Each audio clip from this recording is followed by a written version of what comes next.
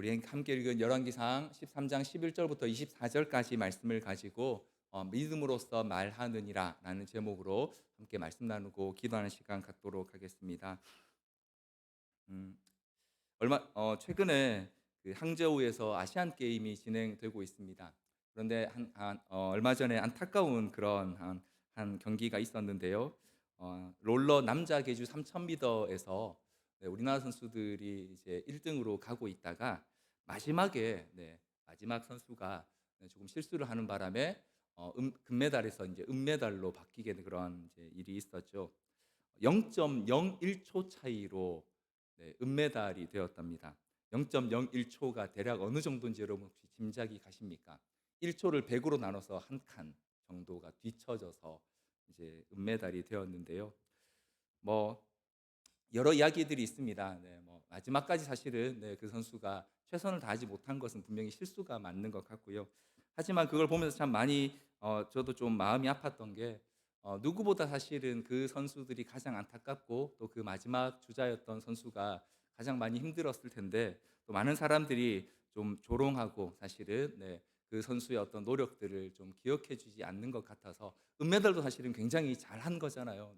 금메달만이 의미가 있는 게 아닌데 그걸 보면서 참 많이 안타까움을 좀 느끼기도 했습니다. 이처럼 세상은 1등이 한 노력은 굉장히 가치 있고 놀라운 것으로 평가합니다만 그렇지 않은 사람들의 노력 혹은 1등이 되지 못한 사람들의 결과는 잘 기억하지 않습니다. 그래서 우리는 어떻게 해서든 최고가 되거나 혹은 뛰어난 사람 혹은 나의 영향력을 나타낼 수 있는 자리에 가고자 합니다. 사람이라면 당연히 그걸 바라는 게 바랄 것입니다. 자, 그런데 이런 세상, 결과가 가치를 결정하고 그 사람이 맺은 열매가 그 사람의 가치를 결정하는 이 세상 가운데서 보이는 것이 전부인 것처럼 말하는 이 세상 가운데서 보이지 않는 믿음으로 산다는 건 과연 어떤 의미가 있을까요? 과연 세상이 우리에게 말하는 것보다 우리가 지금 살고 있는 또 우리가 살고자 하는 믿음으로서의 삶이 더 가치가 있는 것일까요? 저는 오늘 이 본문 말씀을 통해서 우리가 이 땅에서 믿음으로 사는 것이 과연 어떤 의미가 있는지를 같이 한번 좀 살펴보고자 합니다. 오늘 본문에 보면 한 선지자의 비극적인 죽음의 사건이 등장합니다. 어, 하- 남유다 왕국 이제 분열된 지 얼마 안 된 남유다 왕국의 한 선지자가 어느 날 하나님의 말씀을 받았습니다. 그는 유다 지역에 살고 있었지만 북왕국 지역에 해당하는 베델로 가서 그 땅에 하나님의 말씀을 선포하라는 명령을 받았습니다. 그래서 그는 그 말씀에 순종해서 베델로 갔습니다.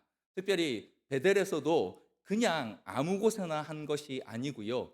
이제 막 북왕국 열 지파의 왕이 된 여로보암이 쌓아놓은 제단과 그 왕이 제사를 드리고 있는 그 상황에 가서 그에게 하나님의 심판의 말씀을 선포한 것을 우리 함께 읽은 본문 앞쪽에서 우리 함께 보았습니다. 하나님께서 그 여로보암이 분향하고 제사 드리는 제단 위에 그가 세운 제사장들의 뼈를 불살라서 그것들을 다 회파하시겠다. 또 요시아라는 왕이 그런 일을 할 것이다 라는 이 심판의 예언을 이 남유다에서 살고 있던 선지자를 통하여서 이 여로보암 왕과 그 북왕국 사람들에게 선포하게 하셨습니다. 그리고 그 선지자는 하나님께서 그에게 명령하신 것들을 충분히 잘 완수하고 다시 그가 살던 곳으로 돌아갔습니다. 그런 그를 여로보암이 붙잡고 회유하려고 했습니다. 지금 자신에게 굉장히 불리한 그런 이 예언을 선지자가 와서 했으니까 왕으로서는 그냥 보낼 수 없었죠. 그래서 그를 붙잡고 그를 대접하고 그의 마음을 좀 돌이키려고 여로보암이 시도했으나 그 선지자는 단호히 하나님의 말씀대로 그 회유에 굴하지 않고 자기가 가야 할 곳으로 돌아갔습니다. 자, 그런데 우리 함께 읽은 말씀 24절 마지막에 보면 그 선지자의 결말이 어떻게 되었습니까? 저만 읽었나요? 네. 24절 마지막에 보니까요. 어떻게 되었습니까? 우리 24절 같이 한 번 더 볼까요? 24절 같이 한번 보겠습니다. 시작. 이에 그 사람이 가더니 사자가 길에서 그를 만나 물어 죽임에 그의 시체가 길에 버림받으니 가서도 그 시체 곁에 서 있더라. 무슨 일이 일어난 걸까요? 분명히 하나님의 말씀을 받아서 그 말씀대로 북왕국의 왕이 있는 곳에서도 담대하게 하나님의 말씀을 선포한 이 선지자가 그 사명을 다 마치고 돌아가던 길에 아주 비극적인 죽임을 당하게 됩니다. 24절에 보니까요, 사자가 그를 물어 죽였는데, 그런데 놀라운 게 이 사자가 사람을 공격해서 물어 죽였으면 그를 뜯어먹든지 혹은 그가 타고 가던 짐승을 잡아먹는 것이 당연한 일입니다. 본래 맹수들은 자기가 배가 고플 때만 사냥을 하기 때문에요. 그런데 그를 죽이고 나서는 그 시체 곁에 그의 나귀도 사자도 그냥 가만히 서 있는 기이한 일이 벌어졌습니다. 사람들에게 이 일은 굉장히 놀라운 일이었습니다. 자, 그런데 왜 이 여호와의 선지자는 자기의 사명을 다 마치고 돌아가던 길에 이런 비극적인 죽임을 당하게 된 것일까요? 이 사실을 우리가 살펴보기 위해서는 하나님께서 그 유다에서부터 온 선지자에게 내리신 두 가지 명령을 한번 생각해 볼 필요가 있습니다. 먼저 하나님께서는요, 그에게 가서 베델에서 외쳐 전할 메시지를 23장 2절 말씀에서 이렇게 말씀하셨습니다. 2절을 제가 읽어 드리겠습니다. 하나님의 사람이 제단을 향하여 여호와의 말씀으로 외쳐 이르되 제단아 제단아 여호와께서 이와 같이 말씀하시기를 다윗의 집에 요시아라 한 이름하는 아들을 낳으리니 그가 내 위에 분향하는 산당 제사장들을 내 위에서 제물로 바칠 것이요 또 사람의 뼈를 내 위에서 사르리라 하셨느니라 하고, 여로보암이 지금 이 북왕국에 있는 사람들이 예루살렘으로 제사하러 가지 못하게 막기 위해서요, 금송아지 두 마리를 만들어서 단과 베델에 두었고요. 그리고 그 베델에서 자기가 또 다른 제단을 세우고 거기에서 자기가 그냥 아무나 임의로 제사장을 세우고 그리고 왕이 스스로 제단에서 제사를 드리는 이런 하나님을 가볍게 여기는 하나님을 아무렇게나 예배하는 그런 죄를 지금 저지르고 있었습니다. 그 죄에 대해서 이 선지자가 하나님의 말씀으로 그가 행한 모든 것들에 대해 하나님께서 심판하시겠다고 그렇게 선언하게 하셨습니다. 자, 그런데 하나님께서 그에게 내리신 명령은요, 이것만이 아니었습니다. 9절에 보니까요, 또 한 가지 그에게 주신 명령이 있습니다. 9절 말씀을 우리 같이 한번 읽어보겠습니다. 시작.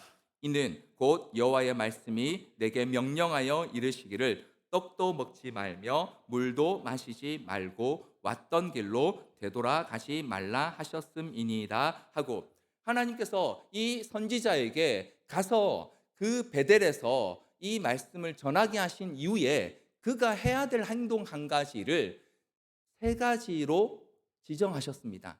떡도 먹지 말고 물도 마시지 말고 그리고 돌아올 때 그가 유다에서 베델로 올라간 그 길로 오지 말고 다른 길로 내려오라라고 이렇게 명령을 하셨습니다. 그래서 그는 실제로 이 여로보암 왕이 그를 잡고 회유하려고 하는 그때도 이 말씀대로 뿌리치고 다른 길로 돌아가고 있었습니다. 그러다가 그가 이 뜨거운 날씨 때문에 상수리 나무 아래 앉아서 잠시 쉬고 있을 때 그때 그에게 찾아온 한 사람이 있습니다. 그는 바로 베델에 살고 있던 한 늙은 선지자였습니다. 그는 이 유다에서 온 이 선지자는요, 하나님께서 그에게 주신 말씀을 잘 선포했을 뿐만 아니라 이 여로보암 왕이 그를 붙잡을 때에 하나님의 이 말씀, 명령, 또 다른 명령을 기억했을 것입니다. 그러면서 이렇게 생각했을 겁니다. 하나님께서 이 여로보암이 자기를 붙잡고 회유해서 하나님의 말씀을 번복하거나 혹은 그게 아니고 사실은 다른 뜻이다라고 그렇게 회유하게 될까 봐 거기서 떡도 먹지 말고 물도 마시지 말고 왔던 길로 다시 되돌아오지도 말고 다른 길로 오라고 하셨나 보다라고 생각했을 것입니다. 그래서 그는 단호하게 그 여로보암의 회유를 뿌리치고 다시 그의 고향으로 돌아갈 수 있었던 것 같습니다. 자, 그렇게 나름 뿌듯하게 자기가 해야 할 일을 잘 마친 이 선지자가 가다가 잠시 쉬던 중에 그를 찾아온 한 사람의 이야기를 듣게 됩니다. 베델에 사는 나도 선지자라고 하는 이 늙은 선지자는요, 그에게 가서 자기 집으로 가서 자기랑 같이 식사하고 그리고 좀 쉬었다가 그렇게 돌아가라고 이야기합니다. 당연히 이 유다에서 온 선지자는요, 하나님께서 명령하신 바가 있기 때문에 그럴 수 없다고, 난 하나님께서 이렇게 하게 해야 된다라고 말씀하셨습니다라고 하면서 처음에는 거절합니다. 그런데 이 베델에 사는 늙은 선지자가 그에게 나도 사실 선지자다. 그런데 천사가 내게 나타나서 당신을 대접해서 보내라고 했다라고 하는 이야기를 듣고는 그를 따라가게 되죠. 아마도 이 유다에서 온 선지자는요, 하나님께서 하셨던 두 번째 자신의 행동에 대한 명령을 그렇게 생각했을 겁니다.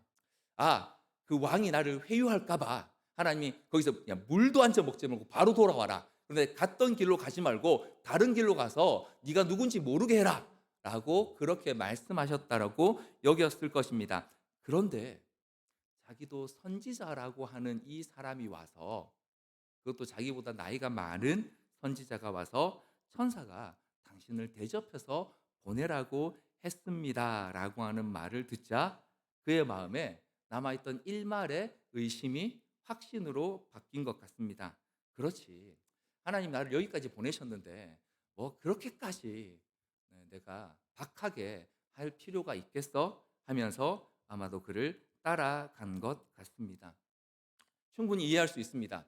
그 더운 지방에서 나귀를 타고 먼 거리를 와서 하나님의 명령을 이미 완수했고 말씀도 다 전달했기 때문에 그가 사실 어떻게 보면 하나님의 명령을 다 지켰다라고 생각했을 수 있습니다. 이미 가던 길도 돌아가던 길도 왔던 그 길이 아니고요. 그래서 선지자를 통해 또 다른 명령을 하나님께서 주실 수 있다라고 생각했을 수 있습니다. 그런데 그 집에 가서 같이 식사를 하던 도중에 놀라운 일이 벌어지게 되죠. 이 늙은 선지자에게 하나님의 말씀이 임하게 됩니다. 그 말씀이 우리가 함께 읽은 20절부터 21절 말씀인데요. 제가 한번 더 읽어 드리겠습니다. 그들이 상 앞에 앉아 있을 때에 여호와의 말씀이 그 사람을 데려온 선지자에게 임하니라. 그가 유다에서부터 온 하나님의 사람을 향하여 외쳐 이르되 여호와의 말씀에 내가 여호와의 말씀을 어기며 내 하나님 여호와께서 내게 내리신 명령을 지키지 아니하고라고 이렇게 말씀이 임해서 이 늙은 선지자가 그가 데려온 유다의 선지자에게 선언하는 장면을 보게 됩니다. 자, 여기서 우리는 이 유다에서 온 선지자가 왜 죽게 되었는지 이유를 발견하겠죠. 그의 비극적인 죽음은 바로 그가 하나님의 말씀에 끝까지 순종하지 않았기 때문이라는 사실을 발견하게 됩니다. 그는 이 베델에 사는 선지자의 말로 인해 하나님의 말씀을 가볍게 여겼던 것이죠. 그래서 그는 실제로 하나님께서 그 선지자를 통해 그에게 선포하신 것처럼 길을 가다가 사자에게 물려 죽었는데 사자가 그를 잡아먹지도 않고 그냥 그 옆에 서 있는 기이한 죽음, 비극적인 죽음을 맞이하게 됩니다. 자, 여러분 여기까지만 보면요, 이 말씀이 굉장히 우리에게 좀 불편할 수 있습니다. 이 선지자의 죽음은 어떻습니까, 여러분? 성공입니까? 실패입니까? 마치 앞서 말씀드린 그 아시안 게임에서 마지막의 실수로 금메달을 뺏긴 그 선수처럼 느껴지지 않으십니까? 그가 할 거 다 하고 최선을 다했는데 마지막에 이 선지자라고 하는 사람이 특별히 그가 거짓으로 꾸며서 하나님의 메시지라고 말한 그것 때문에 속아서 그 집에 갔다가 죽었단 말이죠. 이 사실이 이 선지자의 죽음을 우리에게 굉장히 불편하게 만듭니다. 그는 최선을 다했습니다. 그가 할 수 있는 노력을 다했고요. 끝까지 하나님 말씀대로 하려고 했습니다. 그런데 그 늙은 선지자가 거짓말했잖아요. 하나님 말씀이라고 천사가 자기에게 나타났다고 말입니다. 그리고 이 선지자의 죽음이 우리를 불편하게 만드는 또 한 가지 이유가 있습니다. 우리가 함께 읽지 않았지만 32절에 가면요. 이 선지자의 죽음에 대해서 베델에 살던 이 늙은 선지자가 이렇게 표현하는 것을 볼 수 있습니다. 32절 말씀 우리 같이 한번 읽어볼까요? 같이 한번 읽겠습니다. 시작.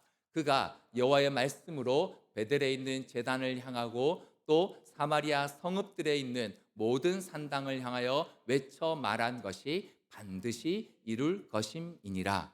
이게 지금 베델에서 그를 속여서 데리고 왔던, 그래서 죽음에 이르게 했던 그 선지자가 자기 아들들에게 하는 이야기예요. 무슨 뜻이냐면 그 선지자가 비극적으로, 그것도 사자가 물어 죽였는데 그를 잡아먹지도 않고 옆에 서 있는 이 기이한 죽음을 당한 걸 보고, 야 봐라, 그 선지자가 말한 게 정말로 하나님 말씀이기 때문에 그대로 될 거다 라고, 지금 그 선지자의 죽음은 사실 그 사람이 속여서 죽은 건데요, 전혀 개의치 않고 마치 하나님의 말씀이 그대로 이루어지게 되는 그것만 중요한 것처럼 지금 이 선지자가 다루고 있다는 거죠.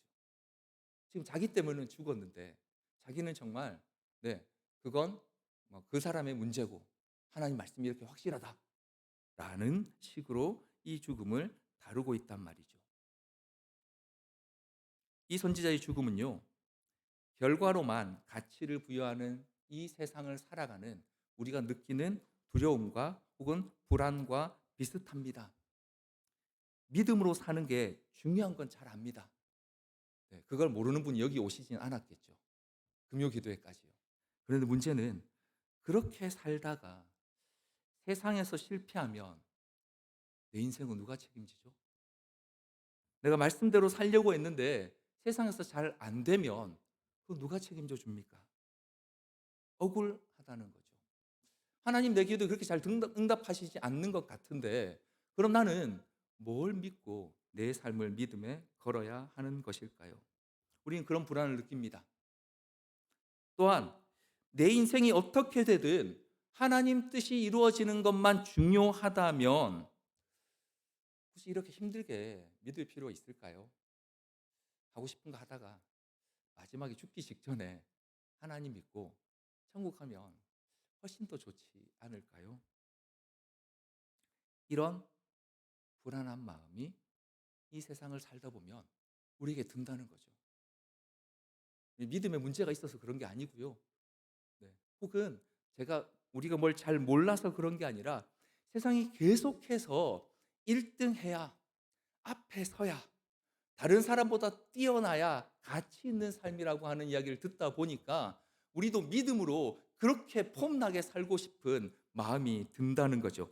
믿음으로 살면 그렇게 안 될 것 같은 불안함이 생긴다는 것입니다. 그래서 우리는 이 선지자의 죽음에 대해서 한번 질문해 보아야 합니다. 자, 여러분 한번 반대로 생각해 볼까요? 만약 유다에서 온 그 선지자가 여로보암 왕에게 이 말씀을 선포하고 하나님 명령하신 대로 떡도 안 먹고 물도 안 먹고 다른 길로 해서 자기가 살던 유다 땅으로 잘 돌아갔다고 한번 생각해 봅시다. 그럼 어땠을까요? 어떤 일이 있었을까요? 아무 일도 없었을 겁니다. 왜냐하면요, 지금 하나님께서 이 유다에 사는 선지자를 통해 예언한 내용, 다윗의 집에서 요시아라는 왕이 나타나서 너의 제단 위에 너희 제사장들의 뼈를 사를 것이다 하는 이 사건이 실제로 일어납니다. 우리는 성경을 통해서 알고 있습니다. 열왕기 하에 넘어가면 그 사건이 기록되어 있습니다. 문제는요, 이 예언이 있은 뒤로부터 약 300년쯤 뒤에 이 일이 일어난다는 거죠. 요시야는요, 남유다 왕국의 16번째 왕입니다. 그러니까 지금 그 예언을 들은 사람들 중에 그 예언이 실제로 이루어지는 것을 기억하고 볼 사람은 아무도 없다는 것입니다.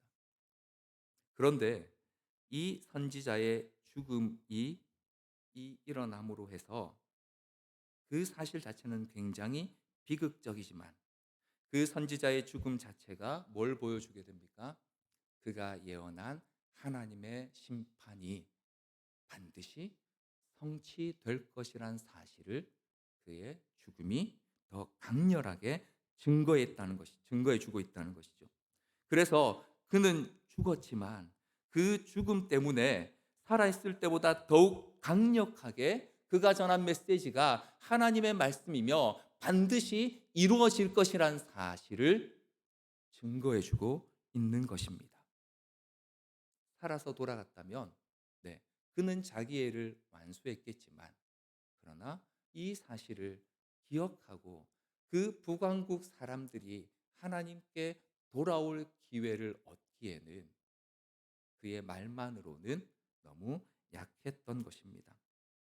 또한 이 유다의 선지자의 죽음이 네, 하나님께서 말씀하신 것을 어겼기 때문에 온 심판의 결과입니다. 자, 그러면 그의 죽음 이꼴 멸망 혹은 망해버린 사건일까요?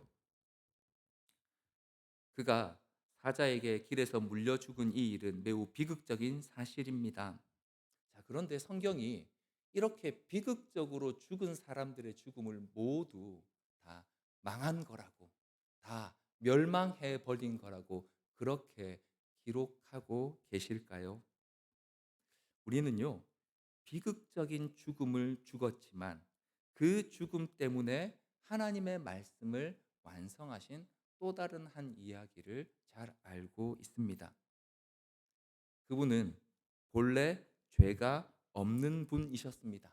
그런데 죄가 없이 죽지 않으셨습니다. 자기의 죄는 없으셨으나 모든 사람의 죄를 지시고 저주 아래 죽으신 분이 있습니다. 뿐만 아니라 우리가 겪어야 될 죄의 모든 고통도 대신 겪으신 분이 있습니다. 그리고 그 죽음으로 인해서 오늘 여기 있는 저와 여러분이 하나님의 약속이 얼마나 확실하고 분명하게 우리에게 나타났는지를 고백하고 믿게 하신 분이 있습니다. 누구십니까? 그분이 바로 예수 그리스도십니다. 가장 비참하고 비극적이며 가장 억울한 죽음을 당하셨습니다. 그러나 그분의 죽으심으로 인하여서 우리는 하나님의 사랑과 거룩한 영생의 약속을 확신할 수 있게 되었습니다. 만약 그분이 그렇게 죽지 않으셨다면 우리 중에 누가 감히 하나님 앞에서 자기의 죄 없음과 자기 스스로가 구원에 합당한 자격이 있다는 사실을 주장할 수 있었겠습니까? 그분이 죽지 않으셨다면, 그분의 죽음이 없었다면 누가 감히 하나님 앞에서 자기의 믿음을 자랑할 수 있었겠습니까? 오늘 본문에서 유다에서 베들레 올라간 선지자의 죽음은 바로 이처럼 죽었으나 믿음으로써 여전히 우리에게 하나님의 약속을 외치고 있는 죽음입니다. 그리고 그와 같은 모습으로 그리스도께서 죽으심으로 완성하신 하나님의 약속을 기다리며 기억하게 하는 예표가 되고 있는 것입니다. 이런 죽음에 대해서요, 히브리서 11장 4절은 이렇게 말씀해 주고 있습니다.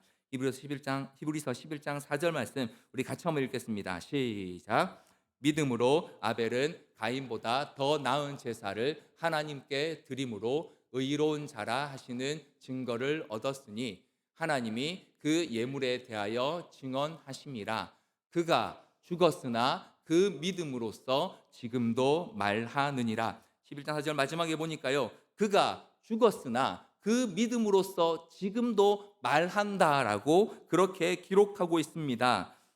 뭘 말하고 있는 걸까요? 아벨은 죽었는데 그의 믿음으로써 아벨이 무엇을 우리에게 들려주고 싶은 것일까요? 바로 우리가 잘 알고 있는 내용, 히브리서 11장 1절로 2절의 말씀입니다. 믿음은 바라는 것들의 실상이요 보이지 않는 것들의 증거니 선진들이 이로써 증거를 얻었다고 말입니다. 아벨은 죽었지만 그의 믿음으로써 여전히, 믿음은 바라는 것들의 실상이고 보이지 않는 것들의 증거라고 그렇게 말하고 있다는 것입니다. 사랑하는 성도 여러분, 제가 처음 드렸던 그 질문으로 다시 한번 돌아가 보겠습니다. 결과가 모든 것이라고, 결과가 있어야 가치 있는 일이라고 말하는 이 세상 속에서 보이지 않는 믿음으로 사는 것은 과연 어떤 의미가 있을까요? 우리는 때로 믿음으로 살다가 우리가 원하는 기대를 얻지 못하고 죽을 수 있습니다. 그러나 오늘 본문 말씀에 나오는 것처럼 성경은, 하나님께서는요, 믿음으로 산 성도의 삶뿐만 아니라 그의 죽음까지도 믿음의 증거로 세우신다라고 말씀하고 있습니다. 그래도 그게 너무 우리한테 큰 희생 아닌가요? 나름 열심히 살았는데 아무런 결과 없이 죽는 건 너무 억울하거나 혹은 너무 초라한 삶이 아닐까요? 그래서 성경은요, 우리에게 우리 삶에 대해 이렇게 다시 한번 말씀해 주십니다. 로마서 14장 8절 말씀 우리 같이 한번 읽어볼까요? 시작. 우리가 살아도 주를 위하여 살고 죽어도 주를 위하여 죽나니 그러므로 사나 죽으나 우리가 주의 것이로다. 내 것이 아니라고요. 주의 것이기 때문에 우리의 믿음의 삶도, 그 믿음을 따라 죽는 것도 하나님 보시기에 다 온전한 믿음의 삶이라고 그렇게 말씀하고 계시는 것입니다. 말씀을 정리하면서 2007년 7월에 있었던 한 사건을 잠시 좀 들려드리려고 합니다. 여러분 혹시 기억하십니까? 2007년 7월에 한 교회에서 아프가니스탄에 보낸 선교팀이 피랍되어 2명의 순교자가 났던 사건이 있었습니다. 당시에는 여러 수많은 유언비어와 비난들이 그 해당 교회와 선교팀에게 쏟아졌지만 사실 대부분 사실이 아니었습니다. 그들은 아프가니스탄에서 그 사람들을 사랑했고 그들의 문화를 존중하면서 매우 조심스럽게 그곳 사람들에게 그리스도의 사랑을 실천했었습니다. 그런데 안타깝게도 무장한 탈레반 세력들이 그들을 납치했고요. 그들 중에 2분의 순교자가 나온 사건이었습니다. 그때 제일 처음 순교하신 분 중에 고 배형규 목사님이라는 분이 계신데요. 그분이 자기 책상 위에 세워두셨던 좌우명이 이랬다고 합니다. 온전한 헌신은 마지막 것을 드리는 것이다. 온전한 헌신은 마지막 것을 드리는 것이다. 그리고 이 고 배용규 목사님께서요, 이 탈레반들에게 살해당하시던 날, 이 탈레반들이 그 목사님을 아무 말 없이 그냥 그 팀 가운데서 불러냈다고 합니다. 그러자 이 목사님이 다른 팀원들에게 마지막으로 하신 말씀이 있습니다. 믿음으로 승리하세요. 이 말을 남기시고 그분은 순교하셨습니다. 여러분, 무엇이 믿음으로 승리하는 것일까요? 그들을 이기는 것이, 혹은 아무 일 없었던 것처럼 돌아오는 것이 믿음으로 승리하는 일이었을까요? 고 배용규 목사님의 그 좌우명처럼 나의 마지막 것까지 주님께 기쁘게 드려서 주님의 뜻이 완성될 수 있다면 그것이 바로 우리가 살 수 있는 가장 큰 믿음의 승리가 아닐까요? 믿음으로 승리하는 것이 세상이 보기에 멋진 마지막이 아닐 수 있습니다. 하지만 그런 우리의 삶과 죽음까지도 우리 하나님께서 기억하신다면 우리는 예수님처럼 기꺼이 우리를 하나님 손에 드리는 믿음의 사람들이 되어야 하지 않겠습니까? 좋겠습니까? 그리고 우리 뒤에 오는 믿음의 다음 세대들에게 우리가 살아남았다고, 버티고 있다고 그렇게 말하는 것이 아니라 우리의 믿음으로써 그들에게 우리의 신앙을 말하고 전수하는 저와 여러분 될 수 있기를 간절히 소원합니다. 하나님께서는 성도의 삶과 죽음까지도 믿음의 증거로 사용하시기 때문에요. 이 말씀처럼 믿음으로 살아가는 저와 여러분 되기를 간절히 소원합니다. 우리 시간 같이 한번 말씀을 기억하면서 찬양하기 원합니다.